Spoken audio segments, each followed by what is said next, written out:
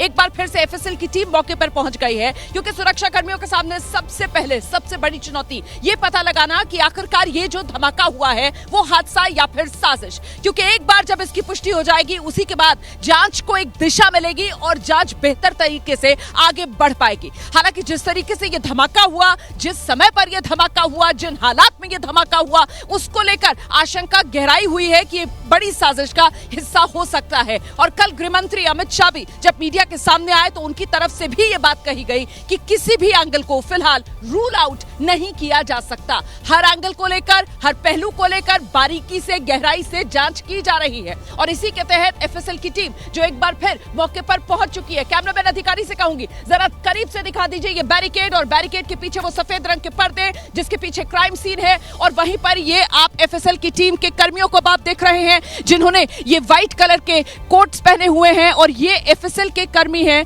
Forensic department के लोग हैं जो जांच कर रहे हैं धमाका किस तरीके का था। धमाके में किसी तरीके का कोई केमिकल तो इस्तेमाल नहीं किया गया, धमाके में किसी तरीके का कोई विस्फोटक तो इस्तेमाल नहीं किया गया। ये वो तमाम पहलू हैं जिसको लेकर जांच आगे बढ़ रही है। इस बीच एक और बड़ी खबर, एक और ब्रेकिंग न्यूज मैं आपको बताने जा रही हूं। और इस वक्त बड़ी जानकारी ये मिल रही है कि दिल्ली पुलिस को जानकारी मिली है धमाके से पहले करीब 3 घंटे तक यही i20 कार थी, और यहां लाल किले की पार्किंग में ये i20 कार करीब 3 घंटे तक खड़ी हुई थी, पार्क्ड थी ये i20 कार। इसके अंदर जाने का पार्किंग एरिया में, इसके बाहर निकलने का पार्किंग एरिया से समय भी दिल्ली पुलिस को पता चल गया है। 6:48 शाम में वो समय था जब ये i20 कार इस पार्किंग एरिया से बाहर निकली। और जो चश्मदीद यहां पर मौजूद थे, शाम 6:50 52 के आसपास जब गाड़ी में धमाका हुआ, उन्होंने ये जानकारी दी कि बेहद धीमी गति से, बहुत स्लो स्पीड में ये i20 कार मूव कर रही थी, चल रही थी, स्टैटिक नहीं थी, खड़ी हुई कार नहीं थी।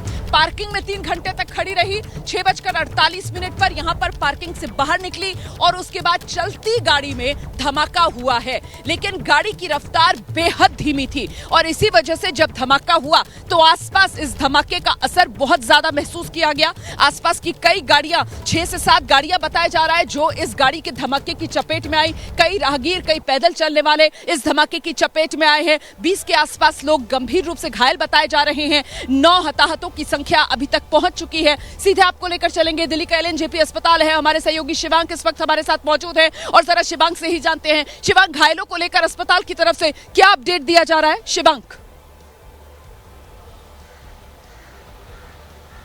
जी बिल्कुल रोमाना जी, देखिए अब तक 9 लोगों की यहाँ पर मौत हो चुकी है, और 20 के आसपास लोगों के बारे में ये बताया जा रहा है कि वो घायल हैं, जिसमें से 10 के आसपास गंभीर रूप से हैं घायल, और उसके अलावा कई लोग ऐसे हैं जिन्हें मामूली चोटें हैं। लेकिन देखिए इस वक्त यहाँ पर तकरीबन 6:13 हुआ है, और अभी जानकारी ये मिल रही है कि 7 बजे के आसपास जिन लोगों की यहाँ पर मौत हुई थी, जिन्हें तो उनका पोस्टमार्टम किया जाएगा। तो पोस्टमार्टम से भी देखिए बेहद कहते बड़े खुलासे होंगे कि आखिर जो धमाका हुआ था उसका कारण क्या था, और उसके अलावा जो बेसिकली बर्न मार्क्स हैं, क्या खाली बर्न मार्क्स ही हैं या उसके अलावा कुछ और चोटों के हैं निशान। तो देखिए बड़ी कार्रवाई यहाँ पर भी लगातार होने वाली है। 7 बजे के आसपास ऐसी जानकारी मिल रही है कि मृतकों का पोस्टमार्टम किया जाएगा, और उसके बाद वो जो लगातार दिल्ली पुलिस है, जो लगातार जांच कर रही है इस पूरे मामले की, उसके अलावा कई सारी सेंट्रल एजेंसियां भी इन्वॉल्व हैं, तो उनके हाथ भी एक बड़ा सबूत आ पाएगा कि आखिर क्या वो कारण था, किस कारण से यहाँ पर लाल किले के पास इतना बड़ा धमाका हुआ।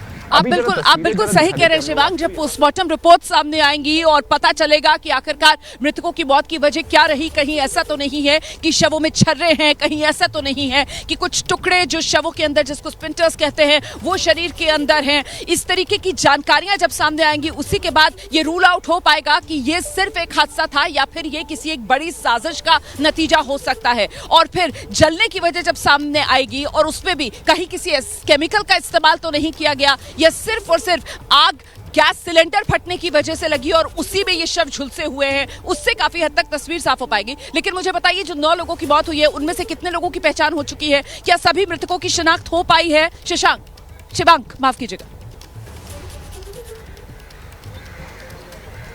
जी बिल्कुल रोमाना जी, देखिए जो अब तक अस्पताल प्रशासन से हम लोगों को यहाँ पर जानकारी मिली है कि अब तक जो यहाँ पर 9 मृतक हैं, उनमें से अब तक 2 मृतकों की की शिनाख्त हो गई है, पहचान हो गई है। उसके अलावा जो बेसिकली 6 मृतक हैं उनकी अभी तक पहचान नहीं हो पाई और एक मृतक के शरीर का सिर्फ एक छोटा सा ही हिस्सा मिला था। तो देखिए अभी भी लगातार डीएनए सैंपलिंग भी होनी है 7 बजे के बाद, जिससे जो मृतकों के यहाँ पर एलएनजेपी के अंदर कई सारे ऐसे परिवार हैं जो अपने परिजनों को ढूंढने के लिए रात से ही लगातार एलएनजेपी आ रहे हैं। तो फिर ये जानकारी दी जा रही है कि 7 बजे के आसपास ये डीएनए सैंपलिंग भी होगी, वेरिफिकेशन भी होगा। उसके बाद जाकर जो एलएनजेपी प्रशासन है वो मृतकों की एक तरह से शिनाख्त कर पाएगा। तो अब तक जो जानकारी मिल रही है कि 9 में से मात्र 2 ही मृतकों की पहचान हो पाई है, शिनाख्त हो पाया है।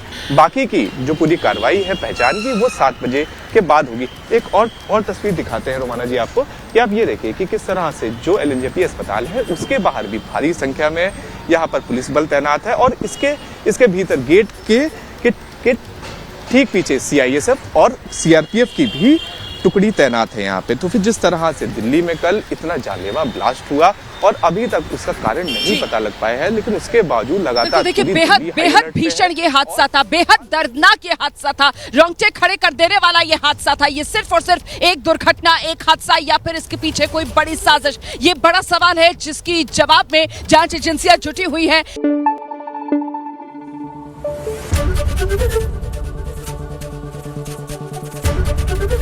एबीपी न्यूज आपको रखे आगे।